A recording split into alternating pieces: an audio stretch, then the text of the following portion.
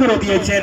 আল্লাহ পাক রব্বুল আলামিন পবিত্র কোরআন মাজিদে ঘোষণা করছেন, ওয়া রাফা'না লাকা যিকরাক, এ আমার নবী, এ আমার বন্ধু, শোনো শোনো, আমি তোমার শানকে, মানকে, মার্তবাকে, মর্যাদাকে আমি আল্লাহ, আমি মালিক, আমি খালিক, আমি খালিক ও জব্বার, তোমার শান ও মানকে বাড়িয়ে দিয়েছি।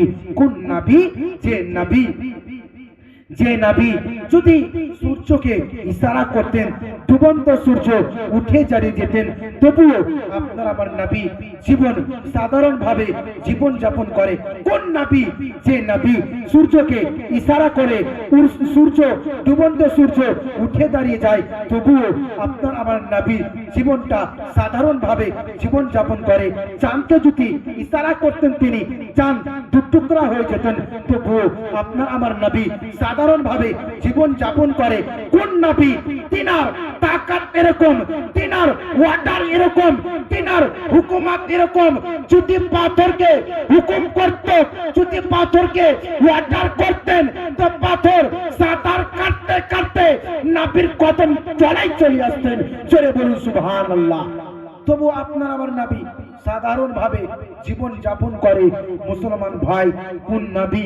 যে নবীকে আল্লাহ পাক রব্বুল আলামিন শান ওয়ালা বানাচ্ছেন, যে নবীকে আল্লাহ পাক রব্বুল আলামিন আপনার আমার নবীর শান মানকে মর্যাদাকে উঁচু করে দিয়েছে। এই কারণে তো সুন্নিরা সিনা ঠুকে বলতে পারে, এই কারণে তো সুন্নিরা সিনা ঠুকে বলে, আল্লাহর পরে যদি কেউ ইজ্জত বলা ব্যক্তি আছে, আল্লাহর পরে যদি ইজ্জত বলা ব্যক্তি আছে, আল্লাহর পরে যদি ইলম ওয়ালা ব্যক্তি আছে, আল্লাহর পরে যদি দেখতে সুন্দর ওয়ালা ব্যক্তি আছে, তিনি আর কেউ নয়, তিনি হলেন দয়ার নবী মুস্তাফা। জোরে বলুন সুবহানাল্লাহ।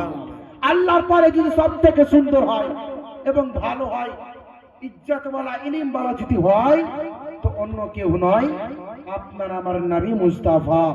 বিরাদার ভাই, বলতে চাই যে নবীকে ভালোবাসতে হবে, নবী মুস্তাফাকে ভালোবাসতে হবে। কেন? আপনি যত নবী মুস্তাফার দামানকে আপনি ধরবেন, একবারে চেপে ধরবেন, তত আপনার শান, তত আপনার মান বাড়তে থাকবে। কেন? নবী মুস্তাফার